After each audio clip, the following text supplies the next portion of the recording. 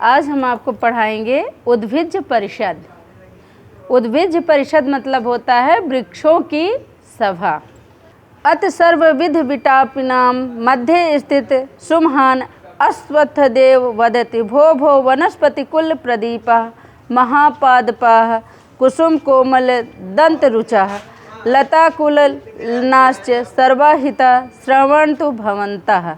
अद्य मानववार्त अस्माकं समालोच्य विषयः सर्वासु सृष्टिधारासु निकृष्टतमा मानवा सृष्टि जीव सृष्टि प्रवाहेषु मानवा इव पर प्रतारकाः स्वार्थ साधन परः मायाविनः कपट व्यवहार कुशलः हिंसानिरता जीव न विद्यन्ते भवन्ते नित्यमेवारण्यचारिणः सिंह व्याघ्र प्रमुखान् हिंसात्वभावनया प्रसिद्धान् स्वपदान् अवलोकयन्ति प्रत्यक्षं ततो भवन्ति एव सानुन्यं पृक्षन्ते कथयन्तु भवन्तो यथा तथेन किमते हिंसादिक्रियासु मनुष्योभ्यो भृशं गरिष्ठाः स्वपदानां हिंसाकर्म जठरनल निर्वाण मात्र प्रयोजनकं प्रशान्ते तु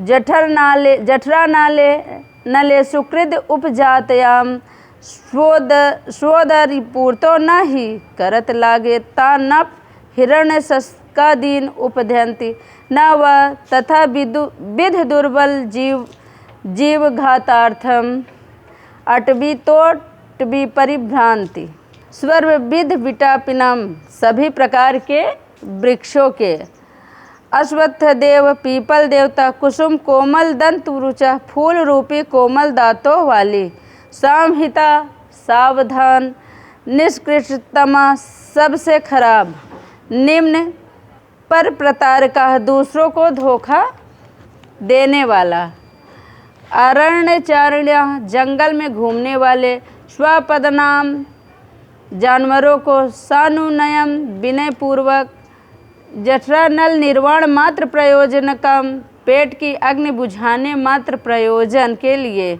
सकृत एक बार।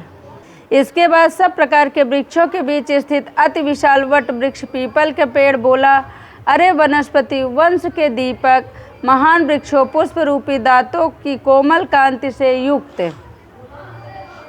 लता कुल ललनाओं सावधान होकर आप लोग सुने। आज मनुष्यों की बातचीत ही हमारी आलोचना का विषय है। समस्त सृष्टि क्रम में मनुष्य की सृष्टि सबसे खराब निम्न कोटि है। प्राणियों की सृष्टि में प्रवाह में मनुष्य की तरह दूसरे को धोखा देने वाले स्वार्थ साधन में लगे हुए मायावी छल करने वाले कपट के व्यवहार में निपुण हिंसा में लगे हुए जीव नहीं हैं। आप लोग हमेशा जंगल में घूमने वाले सिंह बाघ इत्यादि हिंसक भावना के कारण प्रसिद्ध जानवरों को प्रत्यक्ष देखते हैं। इससे विनय पूर्वक पूछा जा रहा है, आप सच सच बताएं, क्या वे हिंसा आदि के कामों में मनुष्यों से अधिक श्रेष्ठ हैं? पशुओं का हिंसा कार्य तो भूख समाप्त करने मात्र के लिए ही है। पेट की अग्नि शांत हो जाने पर वे हाथ के नीचे आए हुए हिरण खरगोश आदि को नहीं मारते और न उस प्रकार के कमजोर जीवों को मारने के लिए एक वन से दूसरे वन घूमते हैं। इस शीर्षक में लेखक ने मानव जाति पर सीधा प्रहार किया है। वह कहता है कि मानव इतना स्वार्थी है कि अपनी स्वार्थ पूर्ति के लिए अपने संबंधियों का भी मृत्यु के घाट उतार सकता है। वह कहता है कि जंगल में बड़े भयंकर हिंसक जानवर होते हैं, परंतु वह हिंसा तभी करते हैं जब उनका पेट खाली होता है। पेट भरे होने पर वे कभी हिंसा नहीं करते, परंतु मानव वह जीव है जिसका पेट कभी भरता ही नहीं। वह तो सदैव हिंसा पर उतारू रहता है। हम वृक्ष तो बहुत अच्छे हैं कि अपने द्वारा थके हुए को छाया और भूखे को फल देते हैं, परंतु इस सृष्टि का सबसे निम्न कोटि का प्राणी मनुष्य है। वृक्षों की सभा में सारे वृक्ष मिलकर मनुष्यों को एकदम सबसे निम्न कोटि को बताए हैं कि जो मनुष्य है वह जानवरों से भी गए गुजरे होते हैं। जानवर भी अगर उनका पेट भरा होता है तो वो कभी किसी निर्बल जीव का शिकार नहीं करते हैं, उन्हें छोड़ देते हैं, वो हिंसा नहीं करते हैं। वो तभी शिकार करते हैं जब उनको भूख लगी होती है। लेकिन मनुष्य का पेट कभी नहीं भरता। वो इतना हिंसा फैलाते हैं, इतना हिंसा फैलाते हैं जिसकी तुलना करना भी मुश्किल है। इस प्रकार इसमें इस शीर्षक में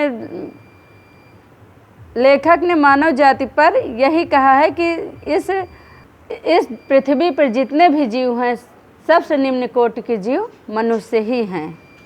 मनुष्याणां हिंसावृत्तिस्तु निर्विधि निर्वासना वसाना च यतो यत् आत्मोन्नकर्षः समासंकेते तत्र मानवानां हिंसावृत्तिः प्रवर्ते।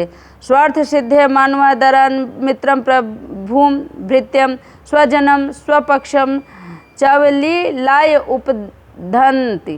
पशुहत्या तेस्मा क्रीडनं केवलं चित्त विनोदाय महाराण्यम् उपगम्यते यथेक्षं निर्दयं च पशुघातं कुर्वन्ति। तेषां पशुप्रहार व्यापारम् आलोक्य जडान्मपि अस्माकं विदीर्य ते हृदयम् अन्यञ्च पशूनां भक्ष्यवस्तूनि प्रकृत्या नियमितान्येव न हि पशवो भोजन व्यापारे प्रकृति नियमा उल्लंघनयन्ति। तेषु ये मांसभुजा ते मांसं पहायनान्यत् आकांक्षन्ति। ये पुनः फलमूलनस्तेतरेव जीवन्ति। मानवानां न दृश्यते तादृशः कश्चिन् निर्दिष्टो नियमः। मनुष्यों की हिंसा वृत्ति तो सीमा रहित और समाप्त न होने वाली है। निर्वधि सीमा रहित, निर्वसन समाप्त रहित, अपकर्षः पतन, अब लीलाए खेल ही खेल में, अक्रीडनम खिलौना, चित्त विनोदय मन बहलाव के लिए, अपहाय छोड़कर। इसका अर्थ ये है कि मनुष्यों की हिंसा वृत्ति तो सीमा रहित और समाप्त न होने वाली है। मनुष्य जिससे अपने पतन की आशंका करता है, तब उसकी हिंसा वृत्ति प्रारंभ हो जाती है।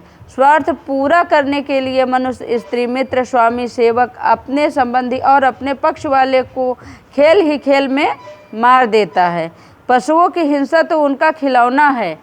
केवल मन बहलाने के लिए बड़े जंगल में जाकर वे इच्छानुसार निर्दयता से पशुओं को मारते हैं। उनके पशुओं को मारने के कार्य को देखकर हम जड़ पदार्थों का भी हृदय फट जाता है।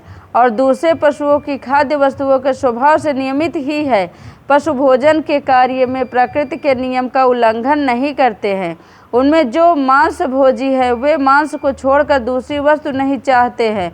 और जो फल फूल खाने वाले हैं वे उन्हीं से जीवित रहते हैं। मनुष्यों के उस प्रकार का कोई निर्दिष्ट नियम नहीं दिखाई पड़ता है। इसमें यह कहा गया है कि मनुष्य एक ऐसा प्राणी है जो कि सृष्टि का नियम का उल्लंघन करते हैं। मनुष्य से तो अच्छे जीव हैं कि जो मांसाहारी जीव हैं वो सिर्फ मांसाहारी ही चीज़ खाते हैं, और जो फल फूल खाते हैं वो सिर्फ फल ही फूल खाते हैं। पर मनुष्य एक ऐसा प्राणी है कि जो फल फूल के साथ साथ मांस का भी प्रयोग करता है। इसलिए मनुष्य सृष्टि का उल्लंघन करता है।